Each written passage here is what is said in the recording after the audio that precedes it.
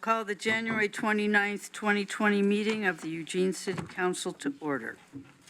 Our first topic is urban reserves planning. City Manager. Thank you. I'm going to just quickly pass it to Rebecca from Planning so she can just get jumping into this. It's a lot of material to cover. Hi, thank you for having me. My name is Rebecca Gershow. I'm a senior planner at the city, and I'm managing the Urban Reserves Project. I am joined here today by Alyssa Hansen, who you know as our planning director. Terry Harding, our section manager, is out of town, but we are well supported here in the audience by members of our project management team, including Lindsay Eichner, who is our project cohort at the county. We also have Heather O'Donnell, who's another senior planner. We have Sophie McGinley and Audrey Stewart, who are our two assistant planners who have been working long hours on this project, and Thea Evans, who is our GIS analyst extraordinaire. So thank you for having us today. Today we're providing a project update. Let me know if I need to adjust the microphone. We were last here in June, so we're going to give you an update on the work that we've done since then, how we got here, including our public process.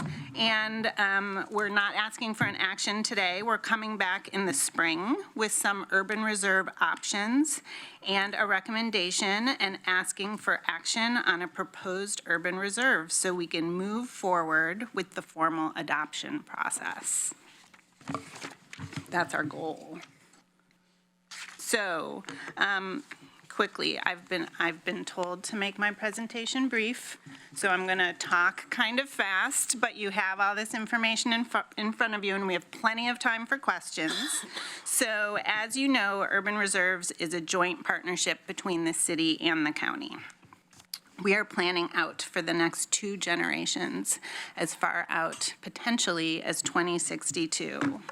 We are identifying the best areas for Eugene to eventually grow into beyond our urban growth boundary when additional land is needed. Similar to our UGB, Urban Reserves includes enough land for future housing and jobs, as well as public lands for parks, schools, utilities, and services to serve those future neighborhoods. However, urban reserve areas will remain rural unless they are brought into Eugene's urban growth boundary through a formal process. So why are we doing this now? You've seen this slide before in previous presentations, but it is worth repeating. Because it's important now for a number of reasons. As we all know, housing supply and affordability is a critically important issue for our community, and urban reserves planning is one piece of that puzzle.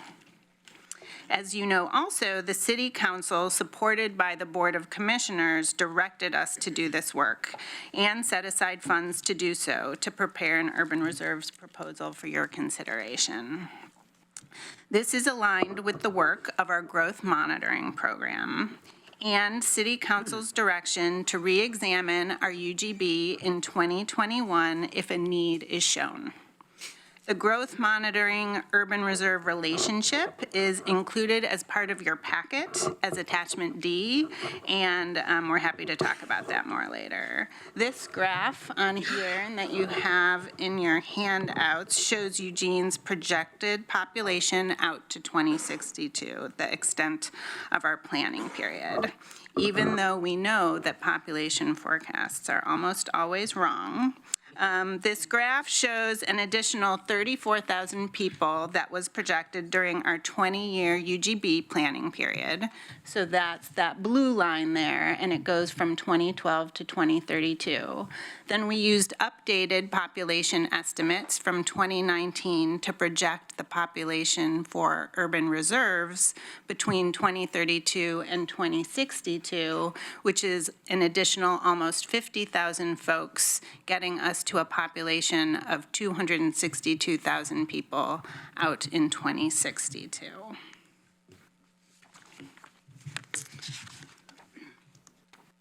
So this is just a quick slide to emphasize the fact that we are not doing this project alone. We are not doing it in a vacuum. You see staff sitting up here, but we are working with a wide variety of project partners, volunteers, other agency folks, and committee members. Dogs. And dogs. That's CJ, our fire dog. He is a lot older than that now, and we were lucky enough to have him come to our first serviceability meeting with the fire marshal. Can you bring him next time? I would love to bring him next time. Talk to her about that. So this is our project outreach graphic and our timeline. It's attachment A in your packet. It's a little difficult to see because there's a lot of detail here. The project's major phases are shown in the middle. We are right here where it says, "We are here." We are wrapping up our suitability analysis, and we're moving into our option development phase.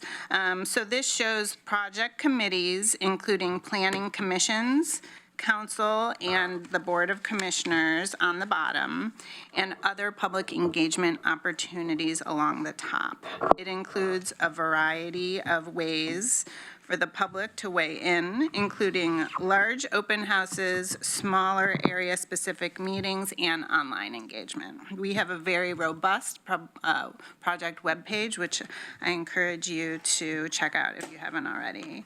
The ETAC, who was listed in our collaborative partners, is our Technical Advisory Committee. That stands for Envision Eugene Technical Advisory Committee. Counselor Ye is the City Council representative on that committee. They have met 14 times so far, reviewing our technical and our suitability analysis. That's the very long row of green dots you see there. Their input and review has been critical to our project. Our goal here, as you can see, is for council and the board to take action on a proposed urban reserves this spring. So following this direction from you and the commissioners, we will proceed with the formal adoption process, which you can see there in white, with the goal of urban reserves adoption by early 2021. We've adjusted our schedule by 3 to 4 months from our original goal that we have brought you in the past due to the amount of analysis, technical review, and public process that has been underway. So I will quickly provide a refresher on the technical analysis work, which we reviewed with you in June, and then we will move on to the pieces that you haven't heard about yet. This is what we call our policy dial. It's representing our land need projections and the connection between population growth and land need for urban reserves. This big dial shows the amount of growth projected between 2032 and 2062 and the accompanying land need. You can see it ranges between 1,900 acres and 6,300 acres. So the state allows us to decide on the size of an urban reserves as long as it meets the needs of at least 10 years of growth and no more than 30 years of growth beyond the urban growth boundary. So how many years we plan for will affect both the size and the location of our urban reserves. You'll hear me talk a lot about a 30-year urban reserve option. So this means designating enough land to meet the needs of 30 years of growth beyond the UGB or out to 2062, which is the maximum allowed. And as you can see on here, that is equivalent to generally 6,300 acres. These land need numbers include, as I mentioned before, population projections and projections for homes, jobs, schools, and parks. They're based on those population projections, but also on the newest employment forecasts. They're approximate because The exact land need will depend on the actual land identified and its specific characteristics and how densely we believe we can develop on that land. So that takes us to our land supply analysis. This is our study area, and it's a little different than what you've seen. It initially included land at least 1 mile from the urban growth boundary, except at the rivers and at I-5 based on state direction. But after our analysis, we realized that we didn't have enough land in our study area for a 30-year urban reserve option. So what we did was we needed to find additional land because we heard that the direction was to bring back a variety of options to council for urban reserves, including a 30-year option. We didn't have that, so we expanded our study area to this area. Let's see if my pointer is working. This area right here, which I'll show you more in future slides, around Fisher Road and Highway 126. So now we're studying about 27,000 acres of land in our study area. There was a lot of discussion and input from our ETAC on this decision. It was formalized this past November, and we notified property owners, of which there were about 130 in December. What's the blue dash line? The blue dash line is the Metro Plan boundary. Thank you for asking. So our land supply analysis began after we set the study area boundary. The first step was to identify what we call developable land. And we did this by removing specific types of land from our analysis. So we removed protected land. It's those green areas you see around the map. Those are lands that are reserved to protect natural resources or to prevent the impact of natural hazards. A lot of those green areas in the north are 100-year floodplain or wetlands, or around the south area, it's often steep slopes, high-risk landslide areas, and the like. So the committed land are those gray areas that you see on the map. We also removed those from further consideration, and those are mostly public lands. So they're parks, the airport, LCC, other schools. They are committed to other uses. And we also removed land that's fully developed. That's the purple areas. You can't really see it at this level of detail, but it's there if you go online and zoom in on our maps. So the remaining 11,000 acres in the study area was identified as developable. We started with 26,000 acres, and now we're looking at about 11,000 acres of land that we're focusing our urban reserves analysis on. So that was very high level. There was a lot more that went into that. But to move us on to our suitability analysis, which is the piece that we haven't shared with you before, this is the piece where we have this land that the state deems developable, but are those areas actually suitable for urban reserves? So this is the criteria that we had to work with. We developed a detailed prompting questions for each of these criteria that I linked to in your packet, and it's based on this state-directed outline of analysis. We evaluated this remaining land in the study area for future urbanization, balancing these 4 criteria. I've also included in your packet some of the prompting questions that we used. So we basically asked things like, could this land efficiently accommodate our future land needs? For the second one, we developed with our service providers a high-level but quite detailed serviceability analysis, where we looked at things like, can city services such as utilities and fire protection be efficiently extended to this area? So all of the services we studied included water, wastewater, stormwater, transportation, which was roads and transit, and fire and emergency services. So that is the piece that went into criteria number 2. Criteria number 3, we call sort of our triple bottom line criteria, because it's looking at balancing environmental, energy, economic, and social consequences. And it, in fact, was reviewed by our TBL sounding board a couple of different times.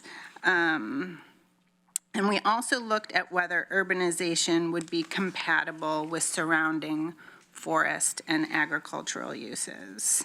Then what we did was we removed or dismissed the land that on balance would be unsuitable for urban reserves. So how we actually did that was we broke our study area down into these 18 sub-areas that it's hard to read on here, but you have this map in your packet also. We created these sub-areas for analysis purposes only. So once we have urban reserves, they won't exist. They were simply so that we could break down the study area into analyzable chunks. We also looked at the connections between these sub-areas. They're not hard boundaries in any way. This analysis was an iterative process. Initially, as part of our analysis, we removed over half of the developable land as unsuitable for urban reserves. So we only had about 5,400 acres remaining, which, as I talked about before, was not enough for a 30-year option. That's when we brought in the Fisher Road area. As part of that process, we looked at areas all around to determine the best place to expand the study area. Fisher Road was the only area where it was adjacent to other suitable land. It was also good for multimodal transportation opportunities. It was adjacent to Highway 126, bordered by Royal, and had Fisher Road connecting the two. So it had good access, even though it wasn't adjacent to the UGB. Once we added that area into our suitability analysis, we had about 6,700 acres of suitable land, which is now about 400 acres more than is needed for this 30-year option. I want to spend a couple of minutes talking about those other areas that we removed from consideration. So you can see the darker areas there are the areas that are remaining in as suitable, but these dashed lines, sorry. I went back too far. These dashed lines are the edge of our study area, and you can see the areas that were removed from consideration. So we removed the airport sub-area for obvious purposes or reasons. It's all airport or airport reserve land. We removed all of the Beacon River Loop sub-area, which is up here, because it was vast majority of it was floodway or floodplain. We removed most of Airport South, Mackenzie, and Game Farm sub-areas, also because they were, the great majority of those sub-areas was in the floodplain, either the Mackenzie, Willamette, or Amazon Creek. And we removed all of South Willamette, Fox Hollow, and all of Dillard Road sub-areas, due mainly to steep slopes, high elevation, landslide risk, fire hazards, difficult access, and difficulty to serve. We also removed a lot of areas on the edge of the study area. You can see where our study areas got smaller due to generally their distance from the urban growth boundary, inaccessibility based on roads or future ability to develop roads and terrain, difficulty to serve again, and in the south areas specifically hazards such as steep slopes and landslide risk. So we took this information out to the public earlier this month, actually last week, and the 2 weeks previous to that. It's been a busy month. So we had 3 study area open houses, north, south, and west edges of our study area. We had over 125 participants, and we heard some themes from folks. There were a lot of questions about what is this anyway? What is this project that I've never heard about before, even though this is the 3rd or 4th time people have been notified. But it's confusing, and they're used, some of them had been involved in the urban growth boundary process and wanted to know how it was different than the urban growth boundary, how it will impact them. There were some fairly easy to guess concerns about traffic and wildland-urban interface issues, wildfire risk, loss of farmland. So we heard a lot of themes. We have all of our meeting materials on our project page, including information that we gathered from the public at these meetings. And we are in the process, maybe today, of adding a virtual open house to the Engage Eugene webpage. So folks who were unable to attend these meetings can still provide us input on urban reserves. So what we're working on right now, and this is my last slide. Oh, almost my last slide. What we're working on right now is developing options to bring back to decision makers.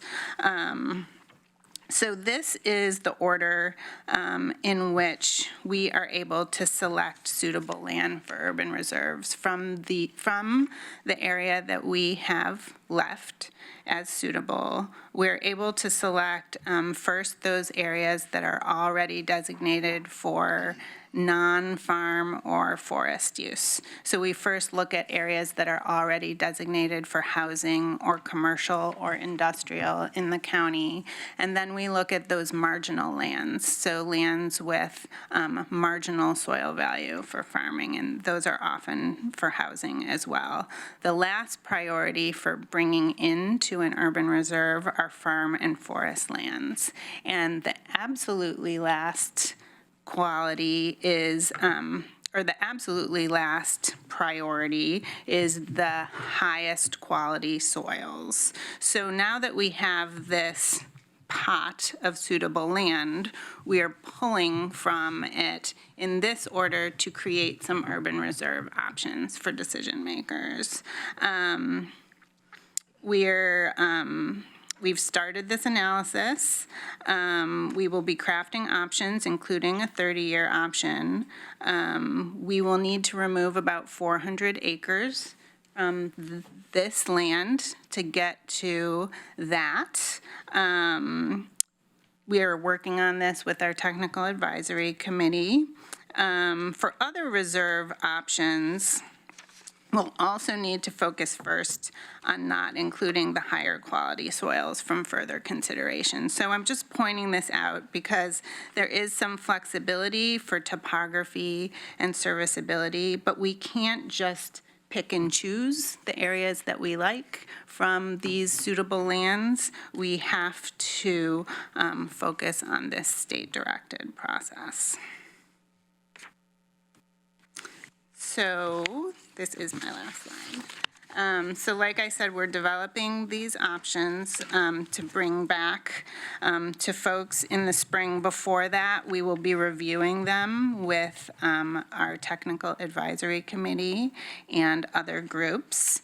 We will also be going both to our planning commission and the county planning commission to hear their recommendations, and then back to city council and board of commissioners in April for your direction. After that, after we receive direction, we will begin our formal adoption process.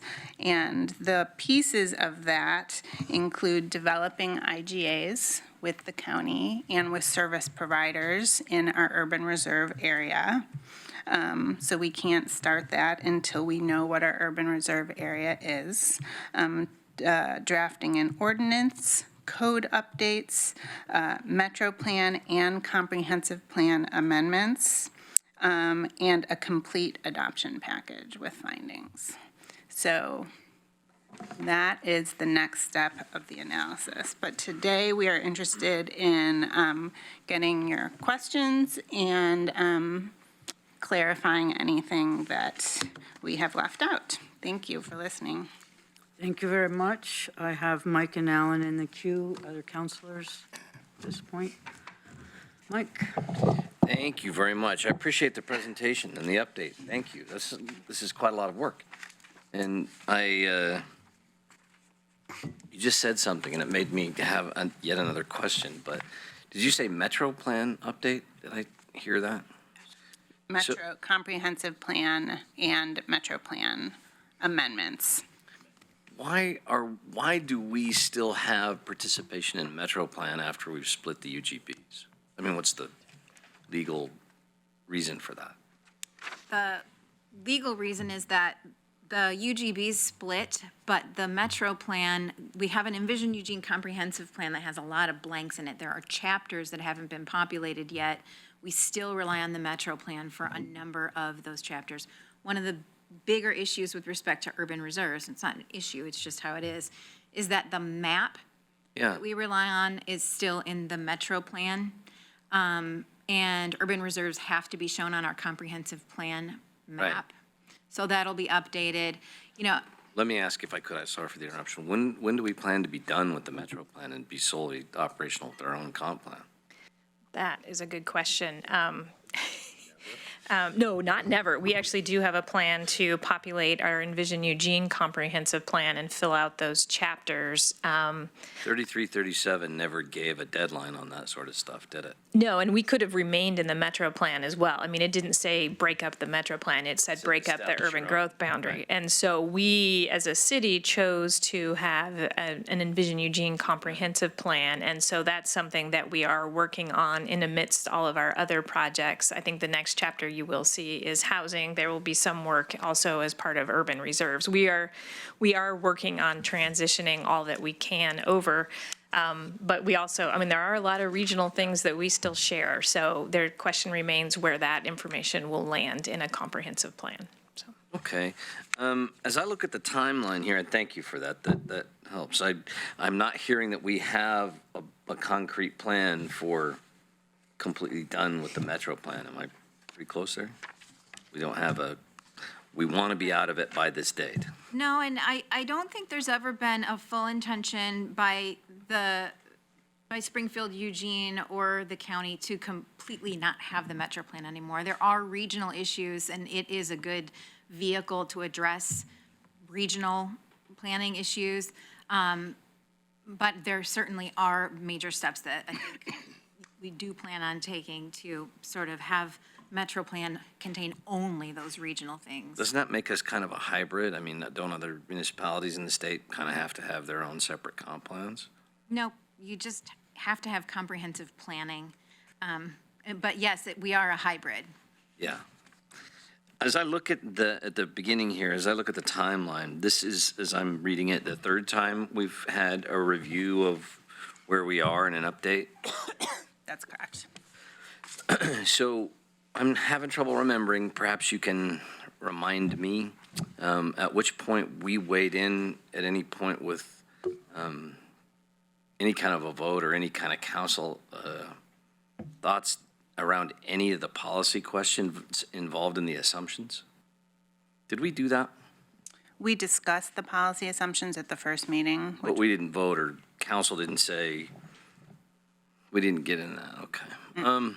The reason is because now we're getting closer to the end of this process, and I still have pretty strong concerns about the fact that we're still using Portland State's numbers when we did this with the UGB, I called Lisa Prohl and I went through her methodology and figured out how do they get the population forecasts that they get. And I have strong disagreement with us adopting their outcomes as without any look at the methodology at all and saying, how are they figuring out who's going to live here when? The only thing they're using, and I had very detailed conversations with them for a very long time, are births, deaths, census application of demographic groups, but there's no factor for any other, there's literally no adjustment factor at all for climate refugees, for anything that's happening that we're seeing in real time. So for example, their first numbers were 34. By the time we got, just to review, we got to a place where they even said they knew the number was 40, but we chose to stick with 34. And what we've seen in the last 3 years is real, I'm gonna need a second round, please. So I just ran out of time. Ellen? I can, Go ahead. is that? I want to form the okay. question first, if it's okay. Sure.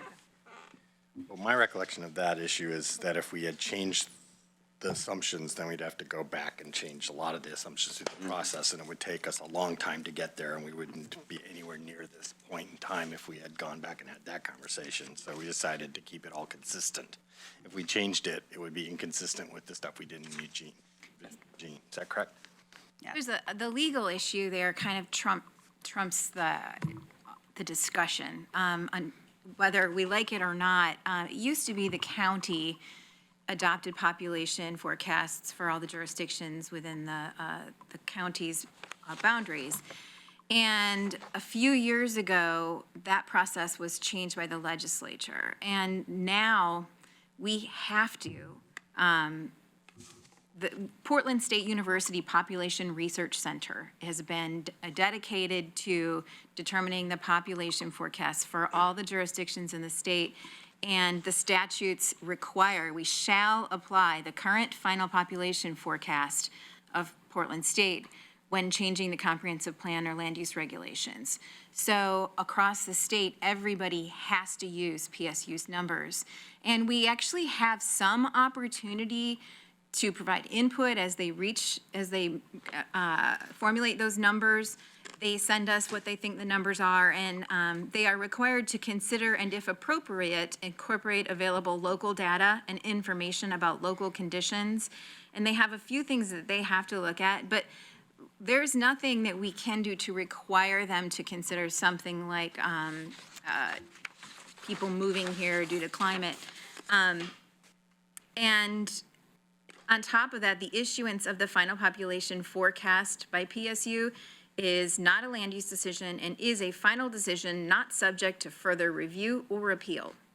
So if you believe that those numbers aren't right and that there are things they should be considering, it would be a matter of going to the legislature and having the legislature require that they consider those things, or they probably have the leeway to consider those things and trying to influence them in doing so.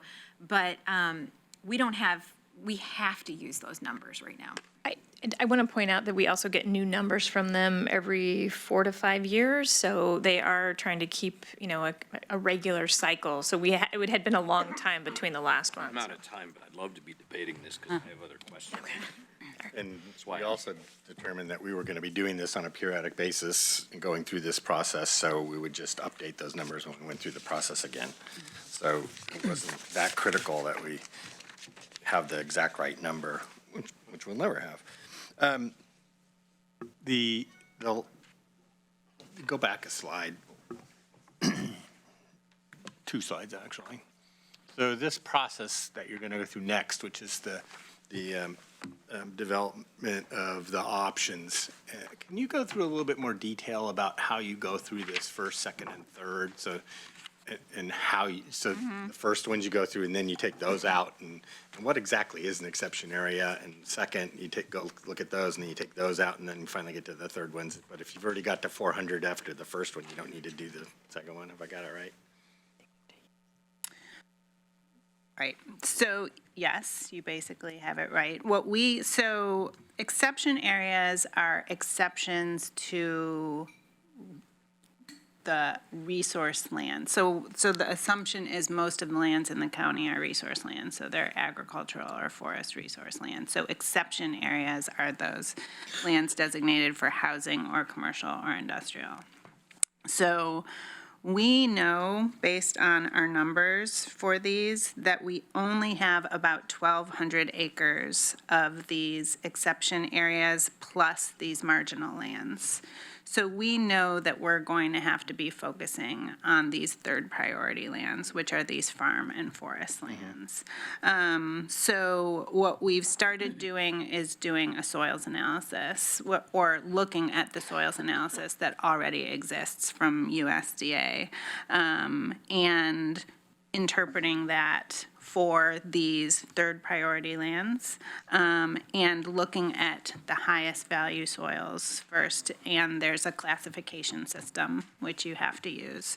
So we know that we will be, even for our smallest urban reserve, which is about 1,900 acres, even if we went for the smallest, we would still need to have some farm or forest lands because we only have about 1,200 acres of these priority 1 and 2. Right. So, right. And that process follows the outline for analysis, attachment B. We Right. go through these detailed questions for first priority, second priority, and third priority. Right. Okay. That's what you'll be doing over the next months.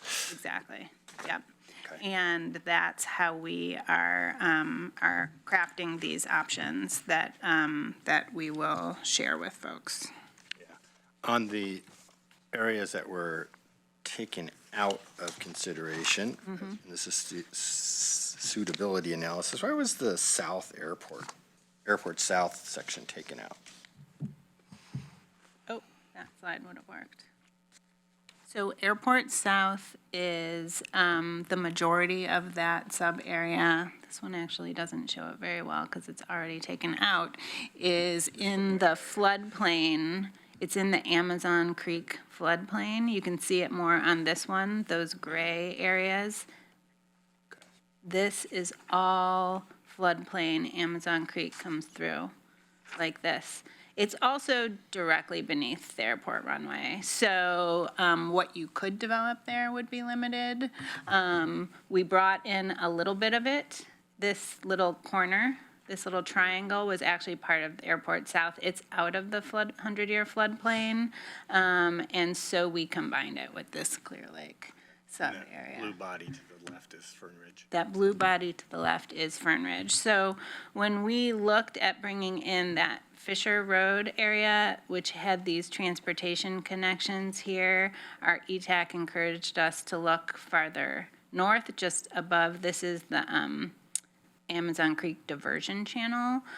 So north above there, we did some analysis of this area too, but it proved much more complicated for serviceability to think about bringing that in eventually because this land was unsuitable. Right. So you would have Adjacent. to, right, it wasn't adjacent, exactly. Right, so it'd be tougher to provide services.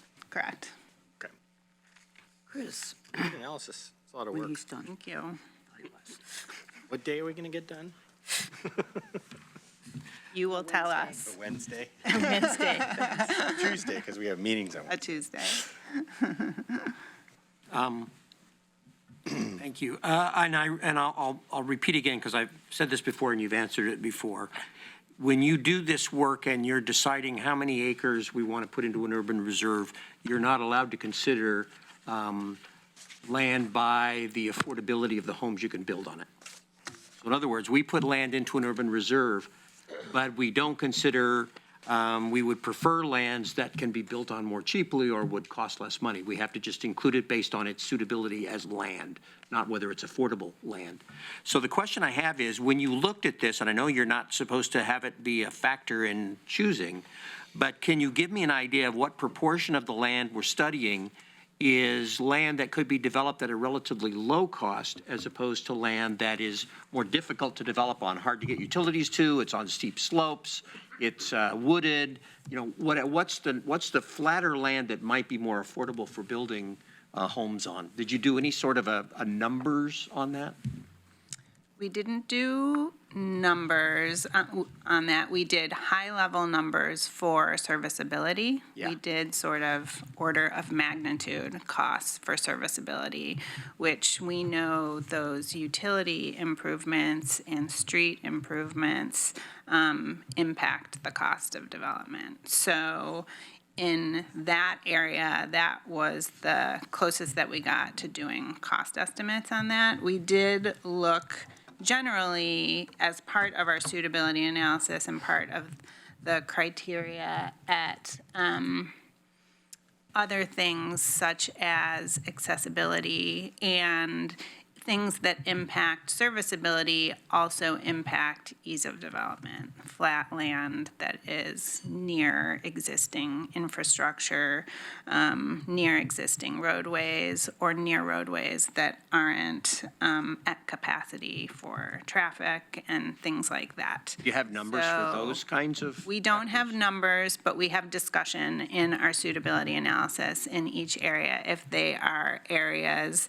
that within the criteria we could use seemed more flexible for a variety of different types of housing. We also did a really high-level residential capacity analysis based on how we've developed inside the UGB and looked at those same criteria on tax lots within our study area. So we could see areas that could potentially have higher density or higher capacity, larger, flatter, lower elevation, that type of thing. Very high level. We didn't get to like adjacencies to roadways, but we did do a capacity analysis, and it showed that some of our areas are significantly higher, potentially higher capacity than others.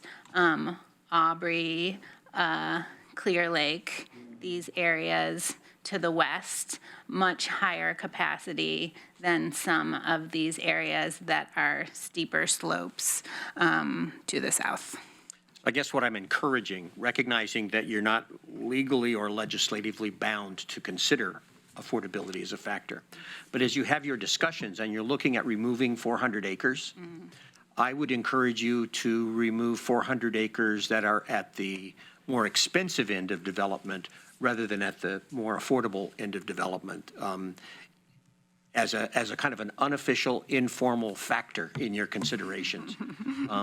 Because I think we're going to need to build as many affordable homes as we can. And if we're putting in an urban reserve that's has a high proportion of expensive lands or difficult lands to develop, that's not going to help our affordability issue. So I guess what I'm saying is take that into account as an additional non-required, non-legislative factor, so that we can try to get as much leverage out of the land we do put in for the ability to build affordable housing.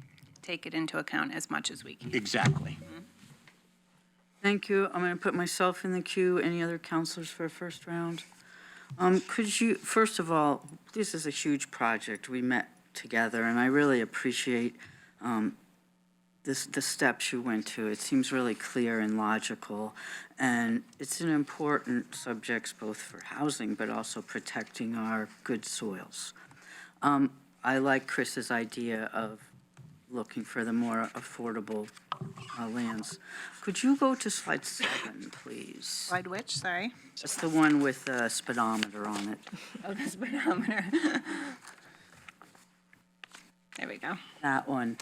So it starts the population changed since 2032. What are you counting as the population for the next 12 years to get to that? So let me look at our population chart. So it's based on these 2019. So for urban reserves, our population estimates, I need to put my glasses on. Our population estimates were updated for urban reserves. So we're using the 2019 Portland State. Oh, and I don't actually have the 2019 number on here. But did you ask about 2019 or did you ask about 2032? At first I said, well, 30 years to 62, but that's 42 years from now, and 2042 is 22 years from now, yet it says 10 and 30 years, and then I saw the asterisk, population change since 2032. So if 2032 is our zero line, and that's 12 years away, how do we know what that is? Right. So the 2032 population number that we used was 213,619, I believe, if I'm reading it correctly. And that is from the Portland State. Yeah, go back one. Oh, yeah, go back one slide. This is why you guys are in charge. Or 2 slides. 213,619 is the population estimate for 2032 that we're using, and that is from the Portland State University population forecast that was just updated last year. So the next forecast will be at 2029? I think that we're on some funky timeline. I think it's every 4 to 5 years.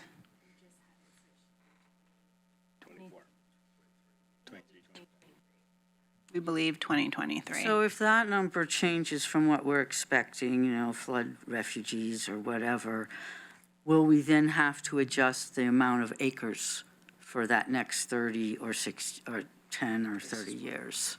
So we will be setting urban reserves before then. So what it will impact is how fast we're growing, right? If we're growing faster than we thought that we were growing. So that would impact potentially how fast we expand our urban growth boundary into urban reserves. So that's why the state gives you this flexibility in timeline, my understanding, for urban reserves, because you're setting aside this chunk of land that you then select from when you expand your urban growth boundary. So if you're less comfortable, if you think that we're growing faster than we really are, then perhaps a larger urban reserves is more appropriate. If you think you're growing, so it's, it stays the same. The urban reserves isn't impacted by the population projection changes, but how fast we may grow into it is. Right, because we put it in chunks, not the whole Correct. donut We bring it around in us. pieces. But if, in 20 years, our population is a lot bigger and we're used it up, then would we come back to this process and figure out more urban We reserves? could. Yeah, that would be up to you. Okay. Sure. Thank you very much. I have Mike and then Alan for a second round. Thank you very much. I appreciate what Chris said, too. I hadn't thought of that. I think that was a really important point, because we've got a lot of acres in our current buildable inventory that you can't really build on them because it doesn't pencil, and nobody wants to build on, 30% slopes or what have you. So I thought that was a really good point. Emily started to get into where I was going to go with that and talk about the update process and its effect, because it seems like for those who would not want to have any growth, if those who would want to stop growth could easily underestimate our potential, and then the consequence would be, as Emily pointed out, my concern is that in the last 3 years, for example, since we put the UGB in place, right, 17? End of 2017. Yeah, so I don't have it in front of me. I doubt anybody of you have it on top of your head, but you might. We took the PSU numbers, the 34,000 number. What's been the actual versus projected population of the last 3 years? That I don't know. I don't even know. My understanding I'm is it's gonna- not quite double, but it's pretty significantly bigger. oh, we're going to have Heather O'Donnell, who is our Okay. population expert here. Well, yeah, so it's actually been less than what was projected. So I don't have the actual Off the number here. 34,000 or the 40,000? On average, so the 34,000, if you take that over 20 years, if you average that out, what we've seen in actual population growth has been lower than what the average would be if over the 20 years. Actual. And actually, if you look on this chart, what you can see is that for 2032, we had anticipated 200,014,693 people by 2032, and the updated population forecast shows in 2032 that the updated forecast showed it being a little bit lower, because we have been growing lower since the forecast that we used in the UGB, which was actually from 2009. So that's the good news about us getting a new population forecast every 4 years, is that we'll be getting better data as we actually see the trends playing out instead of waiting. Thank you for that. My recollection of conversations and reporting that took place based on our initial numbers had me, my recollection is that we were growing faster then, and there's been much conversation around, than the speed at which we had planned to grow. Yeah, I mean, we have been growing, so that's not to say that we haven't been No, growing. but I'm talking relative to planning. Yeah, we can definitely follow up with exact numbers if you're interested. I'm gonna It's want to, possible that there's been certain years we've grown faster, but they've averaged it out, so on Well, average, but and I didn't want to bore everybody to tears with the metrics piece right here, so I will look forward to talking with you about that, but I guess what I was really looking at is we projected when we sat there, and I get it's averaged out over time, but we had a short, well, I made the larger point, state laws control anyway, so, and so if we're radically off, Emily, if we're radically off from what PSU forecasts in reality after a few years, there's no remedy? Well, you can, at any time you want, revisit. I mean, remember that this body has set up a program, really, for planning that we've had not ever had before, which is taken on the bigger name Envision Eugene as not one thing that starts and stops, but with the work Heather's doing on this constant data collection, and now with this depoliticized number from PSU that we're getting more often, you are in kind of a constant cycle at some place of, hopefully once you get urban reserves in place, having a smoother transition to look at the data, revise the UGB as necessary, maybe get urban reserves. That's what I'm asking right Yeah. there. So we can only alter after, the frequency of PSU's numbers have long-term effects on some policy decisions. Some of those decisions last out longer than the impact. And my question was, is there no ability for us, once PSU gives us those numbers and then we discover they're wrong, what's the process for addressing that? At this point, the legislature was pretty clear that there isn't one. Wait till the next time, try to influence how they do it next time. And, you know, I'm not sure what was behind that, but I think it was trying to depoliticize what had become of the county's procedures, which often you had some jurisdictions really pressuring for more numbers, different numbers. Thank you very much. Alan? Yeah, so on this assumption thing, just for the counselors that weren't here, when we did the UGB planning is a snapshot or static planning process. And you really can't do real-time changes of assumptions and numbers on a static process, planning process that takes years. So you have to set stuff. And which creates a problem because you're always kind of running behind what the best numbers are or the newest numbers are. So what we decided to do, and population is one of those, but multifamily, single-family, split is another one. And so there's a whole bunch of assumptions that we had.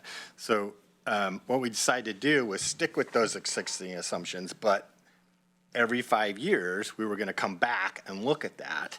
And that's why we set up the monitoring program and the monitoring report that we have, which comes back and looks at all those things. And we decided to do that on a 5-year basis. So we didn't radically get off the mark. And so through that monitoring program, we'll have a new process. And I think the AIS said it's going to come out sometime in 2021. And that will actually be in time for our next buildable lands inventory and our assumptions. And then we can go through that whole process once again, hopefully a little faster. So we set up a purposeful system so that we wouldn't get radically off, so that every 5 years we looked at this thing. And I think that was a smart way to go. And because you can't do this constantly, it just drive everybody nuts and you wouldn't be able to make any decisions. Which is kind of why I think they just said PSU, set, go. Different question. In here, there's the triple bottom line sounding board. It's met twice, May and November 2019. And they looked at using the triple bottom line framework. Can you talk about that process and talk about what was the impact or the outcome of their analysis, and give me some examples of what changed because the TBL work group did what they did? Sure. So the first time they met, it was mostly getting up to speed on the process as in the project, because it's complicated. And so it was getting everyone on the same page. And this is representatives from a variety of committees and commissions and groups around our community, as well as a member from the Neighborhood Leaders Council who is from Santa Clara, so is a county representative, county planning commissioner, and a county roads transportation person. We have someone from EWEB and from LTD, so a variety of representatives, the Sustainability Commission, Human Rights Commission, Housing Policy Board. So a lot of conversation about the project and reviewing of our draft suitability criteria, which we had a link to in your packet, which was the basis for the questions that we used for our suitability analysis. So the first time they met, they went through the criteria and our prompting questions and had just a small amount of time to give us input on that at the meeting, and then more time after the meeting.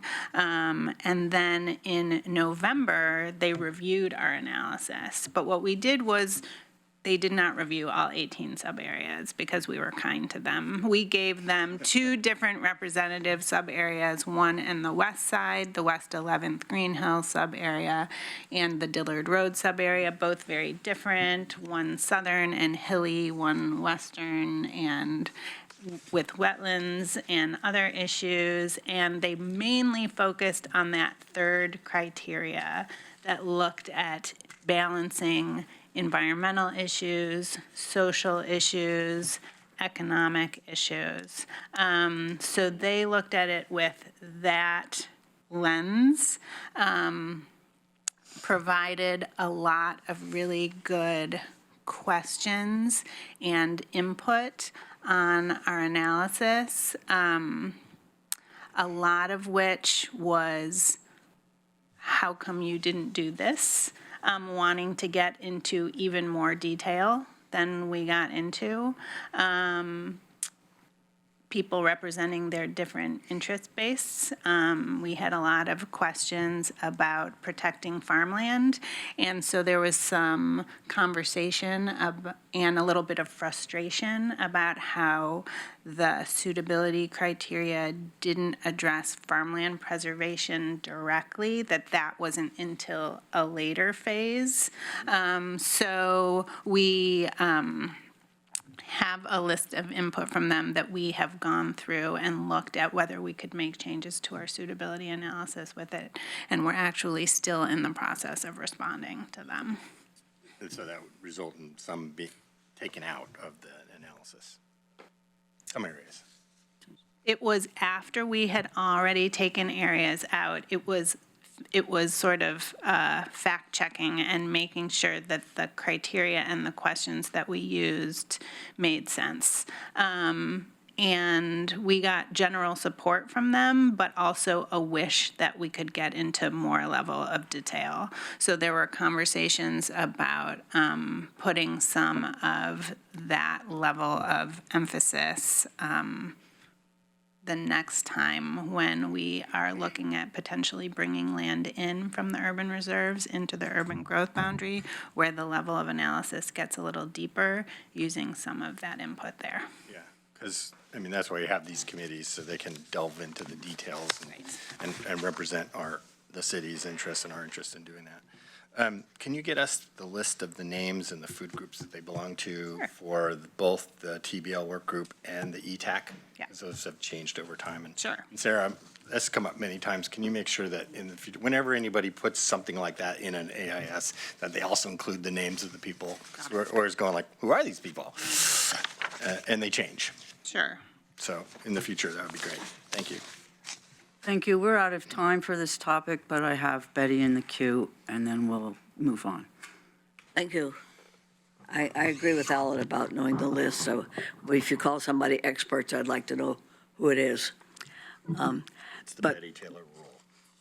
But that was why I raised my hand. I think we should decide if, that we are not going to encourage growth. And our move seems to be in the other direction. If we're concerned about climate change, we need to preserve the open space, all the forest land. We need to preserve all the agricultural land that is there. By having our food supply close to us, we cut down on transportation and the pollution caused by that. I think we made the wrong choices when we talked about the amount of multifamily and single family. We can control that if we want to. We don't have to just guess what people will build. We can say what you cannot build and where you cannot build it. But I'm really upset about the idea of even having urban reserves. I think we should preserve the urban growth boundary, period. Thank you. That's all. Thank you. Thank you very much for the presentation and answering the questions. We're going to move on to 1059 Willamette Street acquisition and disposition.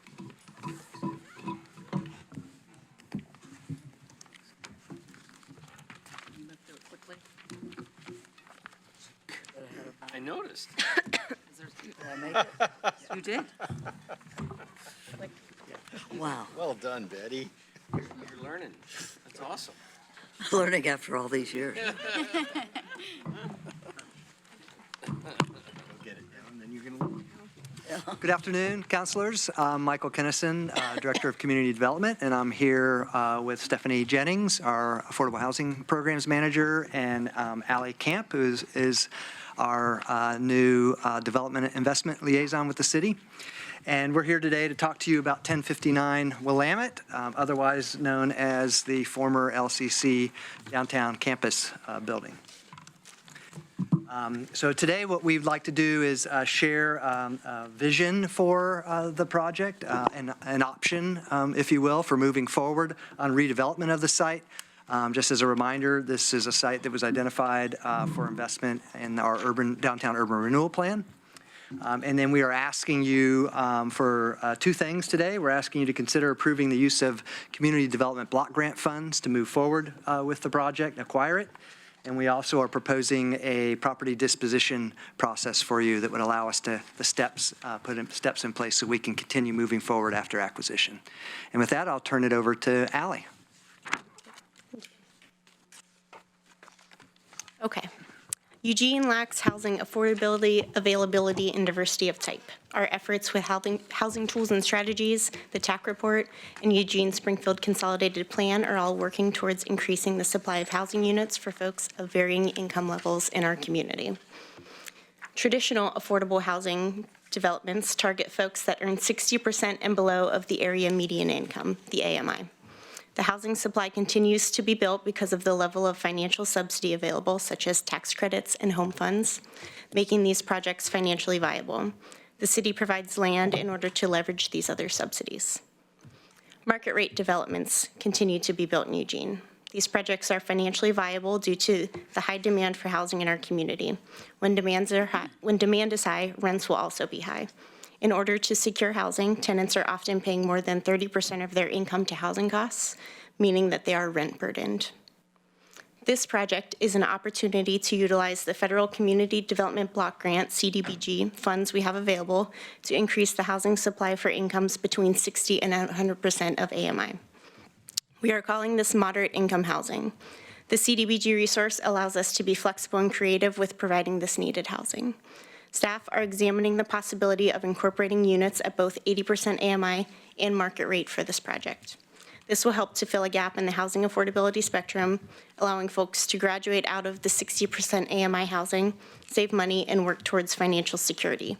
A project at 80% AMI is difficult to fund due to fewer subsidies available and lower rental income. The market rate units will help to fill this financial gap, but it will not be enough.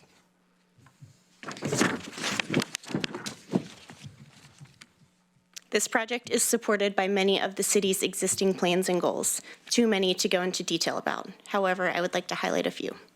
The downtown plan, which identifies the goal of stimulating multi-unit housing in the downtown core and on the edges of downtown for a variety of incomes. Envision Eugene, with 2 pillars stating to provide housing affordable to all income levels and to promote compact urban development and efficient transportation options. The 2016 Urban Renewal Plan Amendment, which dictates that redevelopment of this site may include housing or activities that advance the regional prosperity or economic development plan. The Consolidated Plan identifies a goal of acquiring 2 land bank sites in the 5-year plan period. This would be our 2nd land bank site in the plan period. And finally, the Housing Tools and Strategies process, which identified recommendations to improve housing affordability, availability, and diversity of type. A project like this would fulfill many of those recommendations. The funds available for this site are from the Land Acquisition for Affordable Housing Program, the Land Bank Program. This program has been utilized all across Eugene. Since 1983, the program has been very successful in developing affordable housing in our community. We will soon be celebrating our 1,000th unit through this program. We have used CDBG as an innovative resource in the past to support multiple goals for redevelopment. A good example of this is the development called West Town on 8th. It is a mixed income project that fits the look and feel of downtown and goals within the downtown plan. This project has 110 units total. 101 of them are at 60% AMI and below, and 9 are at market rate, and they offer a live-work experience for the tenants. Moving on to the 1059 Willamette site. This site is approximately 18,000 square feet, or just shy of half an acre. The building is approximately 66,000 square feet and was built in 1925. It was originally used as a department store. Lane Community College utilized the building as the LCC Downtown Center until 2012, when the new LCC Downtown Campus was constructed. The building has been vacant ever since. The site is zoned C3 and falls within the downtown parking exempt zone and has frontages on both Willamette and 11th. CDBG requires due diligence on the site prior to acquisition. Staff have been working on the following pieces: a full environmental review, which contains a historic evaluation, a stormwater assessment, a noise assessment, and an evaluation of possible toxins, including lead and asbestos. Staff have also been working on a financial feasibility analysis. This analysis looked at current costs of construction and development, current rents, and the financial gap that arises from offering units at rents available to folks making 80% of the area median income and below. We have found that a large financial gap exists. There's no way to make a pencil without public subsidy.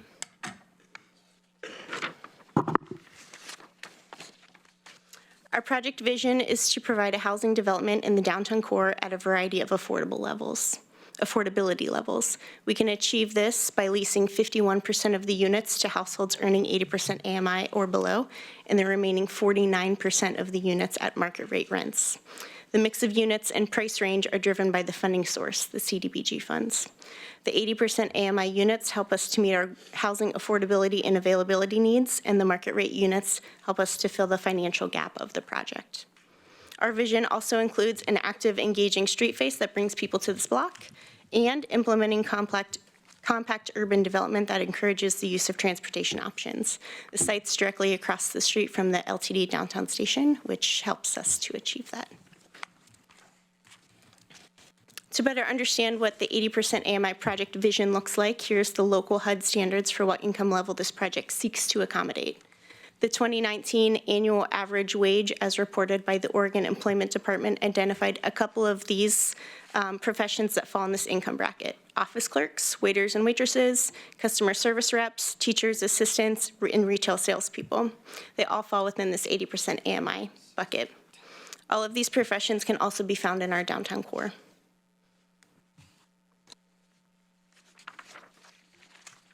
Due diligence for CDBG funds and urban renewal projects also require community outreach. Our outreach to date includes meeting with Downtown Neighborhood Association, meeting with Downtown Eugene Inc., Downtown Eugene Merchants, and Friends of Downtown, providing individual outreach to housing and service providers, and hosting a community input meeting. We've heard a range of things for this site, from folks wanting an active use in this location to anything being better than what is there now, to full support for the moderate income project. We've also heard that a 100% market rate project is the most appropriate for the location and that this site would be a good location for a public shelter. But the overarching thing we're hearing is that this is a great location for housing because it's so close to the bus station and it's in walkable downtown Eugene. Here's what's next. If CDBG funds are approved, our next steps would be to finish the environmental review, exercise the option agreement, and purchase the site. Develop RFP criteria for development of the site, and return to City Council with those criteria. Solicit interest through an RFP, form a community evaluation panel to rank proposals and develop a recommendation, and then return to City Council with a project recommendation and funding strategy.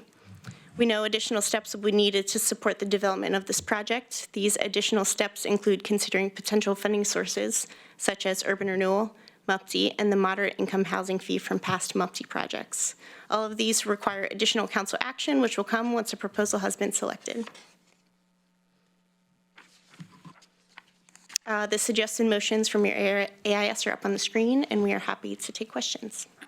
Thank you very much. I have Betty, Claire, Mike, Alan, Chris. Thank you. That was well done. Thanks. Report. But I already asked Sarah this question. I want to confirm. If we use CDBG funds to purchase this, would it have to be for housing, or could we use it for a shelter? Let you answer that, Steph. Sure.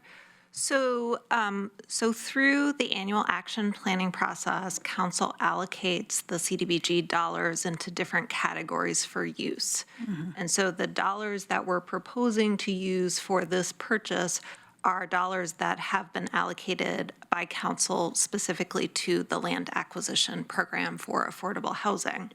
Now, taking a step back, we receive CDBG dollars every year. And so you can allocate dollars for human service facilities. Emergency shelter is an allowed use of CDBG funds, but it would require additional steps in terms of allocating the money for that purpose. And also, there are habitability requirements for emergency shelters that we would have to comply with. Yeah, I've heard that. I don't know why they'd be more than for housing, but I'm reluctant to vote for it unless if it's for, even though I know we need housing downtown, and I'm glad you're talking about lower, well, this is getting close to inclusionary zoning, which I've been advocating for 20 years. But we desperately need a shelter downtown for the people who need a place to be, and for the people who are tired of seeing them in the library and on the streets, the two different groups. And I think this has gone really far before it came to council, in my opinion. I think we should have thought about what we want to do with it. So I guess the answer is, if we purchase it, if we pass the motion to purchase it, that it can only be used for housing. Is that correct? So you, at this point in time, the dollars that are available have been budgeted by council for this purpose. So- Council could take action to amend the action plan to use it for a different purpose. But that would be an additional step in the process, and then we would have So if we to. vote, no, what I want to know is if we vote to purchase it today, does it have to be used for housing? If you authorize us to use the CDBG fund today, it would be used for housing. Even if we pass one motion and not the other one? Well, correct. We would be purchasing it for that purpose. Okay. And then we'd have to determine what the process would look like to get a project. The other potential outcomes are here if we purchase this with CDBG funds and we find out that we're not able to get a project to move forward, a mixed income project, then another option would be to do a straight affordable housing project, or we could elect even to sell the property if we decide that's not appropriate. We couldn't do it. What I think we need, to me, it seems obvious, and to a lot of the people in the community, it seems obvious, we need a shelter downtown. And as for people saying what downtown people want, downtown is everybody's neighborhood. It isn't like other neighborhoods. It belongs to all of us, and the whole community should be concerned and involved in making decisions about it. So I'm very concerned about since we haven't found another place for a shelter downtown so far, I'm concerned about eliminating this, which seems obvious and which a lot of people have told me they think is a good idea. Thank you. Thank you. So I actually very much support the proposed use for this site and the CBGD funds use.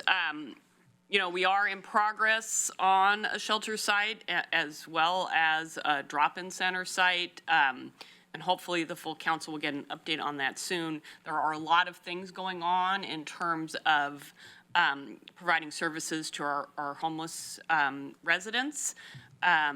Personally, I don't think having our emergency shelter sited in the middle of downtown is the right location.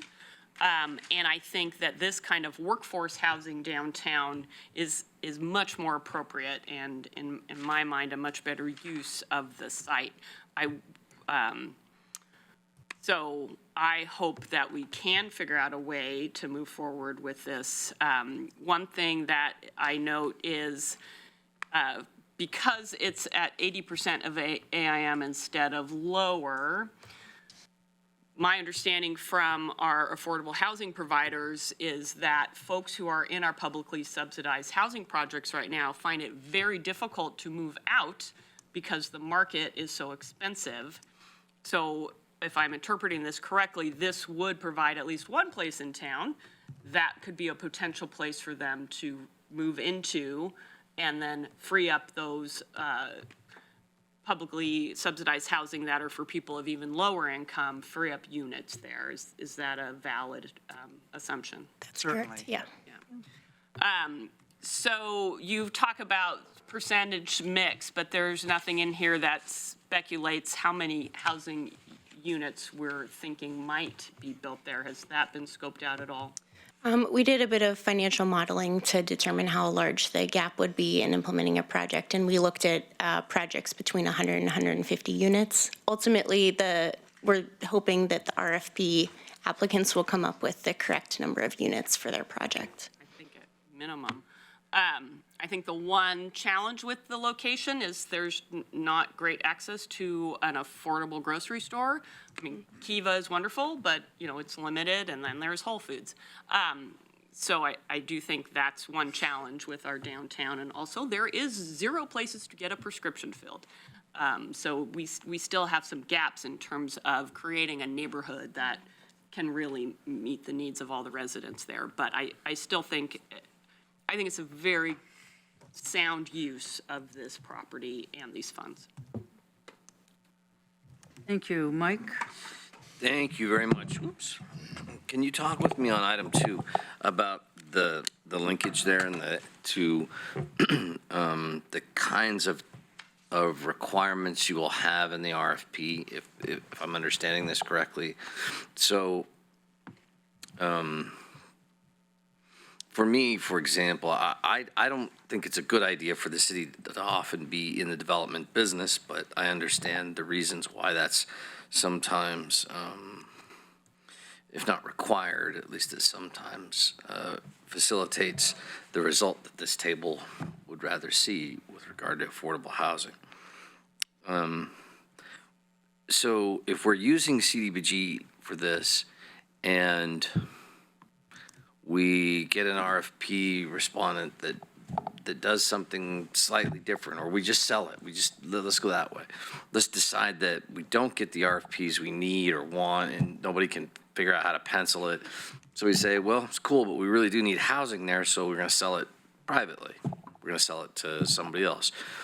What then happens to the CDBG that we used for the purchase if we're not gonna, if we elect to do something different with the building after the fact?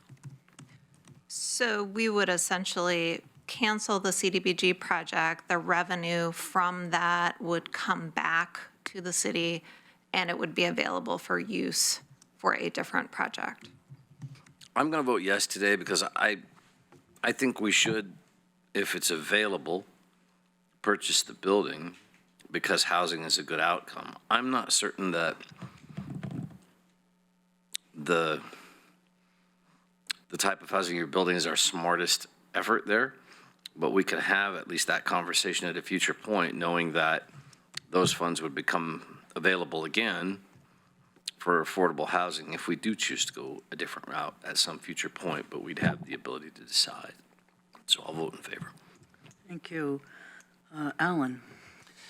Yeah, correct me if I'm wrong, didn't the council have an option to buy this piece of property for $1 in a previously, and we voted not to do that? I think that's correct. Now we're spending $500,000.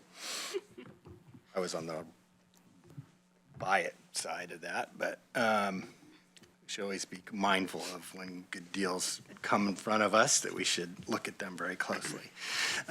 So because we're using CDBG money, that requires that 51% of the units be at 80% AMI, right? That's what we're going to put in the RFP. 80% AMI or below. Or below, okay. And if we used other monies like home, HOME, and tax credits, then it drops down to 60% of AMI or lower. Okay, so we're shooting for that 80%. Do we know how many units we're expecting? No, again, we modeled Ballpark. between 100 and 150, but it'll be up to the folks who apply to the RFP to select the appropriate mix for their project. So have we done some initial investigation into developers' interest in potential development of this piece of property? Yeah, as part of our community outreach for this project, we reach out to some housing providers and service providers, and I think folks need a little bit more prior to determining if their interest is there to invest in more details for the project or not. Mm-hmm. And that will come in the form of the RFP? Yes. And so we also passed a construction excise tax. Would that money be available for potentially helping out with this project? It potentially could. It's up, I think the guideline there was for those funds was up to 100% of AMI. So pending on, we're in the middle of a process right now. We formed an Affordable Housing Trust Fund Committee, and they're doing their work, and they'll be coming back to you with a proposal about where, how, and where to allocate those dollars. So potentially. Up to 100 includes 80. Yes. Yeah, so it could be, okay. And this is a 1925 building.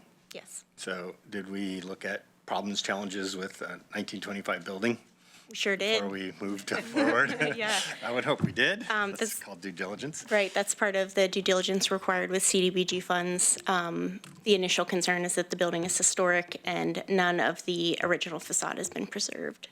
What about all the other structural, mechanical, electrical? We haven't looked at structural or systems. We've done lead and asbestos testing, and of course, the building is contaminated with both, which would mean that remediation would be required for a remodel. Remediation is required during demolition as well. Yeah, any old building, that's probably true. Yeah. Okay. I agree with Claire. I think, in my opinion, this is a much better use to have it be workforce or affordable housing, which we're in desperate need of, rather than a shelter there. I think this is a perfect spot for this kind of housing project, especially right across the street from the bus station. So downtown has all those problems about food, desert, and in terms of affordability and things like that. So hopefully, as we get more people, that drives more investment in those kinds of services for the folks that live down there, especially if they're of that income range. So I support what we're doing, and we'll support both motions. Thank you. We're getting close to time, and we have a motion to look at, but I still have Chris and then Mike for a second round. I'll just go real quick and say I absolutely support the building, and I support it because it's doable. And I think the balance that we're looking for is what a planning process is for downtown.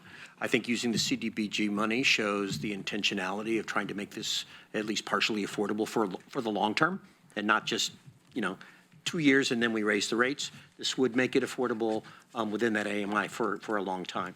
And I think having some market rate there is not only compatible with downtown, but also allows the project to pencil. I mean, we can try to work for the perfect project and have it not possible to do. So this pencils out and is doable, so I think we should absolutely do it. So I'm fully supportive of it. Mike? Do we legally have the capacity to amend the RFP at the table here by motion to require a local development company to be the respondent? Can we do that? Because that's not the purchase of equipment or the purchase of materials, which gets into state law, but about the RFP respondents. I haven't looked at that recently. As I think you could have as part of the criteria that that's a consideration. Get extra points. Right? Yeah, they get extra points and things like that. You've already got your RFP criteria built within point 2, right? So it's not coming back to us after we vote? No, that's not. Yeah, we're specifically committing to coming back with you with the criteria to consider Fine. for the. So you're going to have later. multiple inputs before we come back with a right. proposal. For you. Thanks. We'll do that later. Yeah. Thank you very much. I like the idea that we're not totally stuck with this. CDBG dollars could come back. It's been a discussion for a really long time. I think we need to do something with that site. And the idea of a shelter there has been so controversial. This would be a much easier vote for me if we had a site near the core that we could use maybe for a small number of people to sleep, the ones that aren't going to leave downtown. Do we want to put a motion? Want me to do it? It's your job. Okay. Yeah, right. Well, then I will. Move to authorize the city manager to acquire the property at 1059 Willamette, formerly the LCC Downtown Center, using $500,000 of Community Development Block Grant funds. Second. Any Oh, I apologize. Sorry. I'm just doing it as. Didn't want to second it. She's the pro forma. Senior I member forgot. gets to second. Any more conversation? Ready for a vote? All in favor? 1, 2, 3, 4, 5, 6, 7, 8. Although that's not written in our operating agreements anywhere, is Or it? is it Robert rules? That's custom. Motion. So move to direct the city manager to dispose of the property at 1059 Willamette, formerly the LCC Downtown Center, with the land acquisition for affordable housing property disposition process outlined in Attachment A. Second. Any discussion? Betty? The question, this doesn't finalize it, right? We'll still discuss it before you actually sell it. Okay, Coming thanks. back with the RFP criteria. Thank you. You'll give us direction then. Ready for a vote? All in favor? 1, 2, 3, 4, 5, 6, 7, 8. It passes. Thank you. We're on time. Good session. We're adjourned.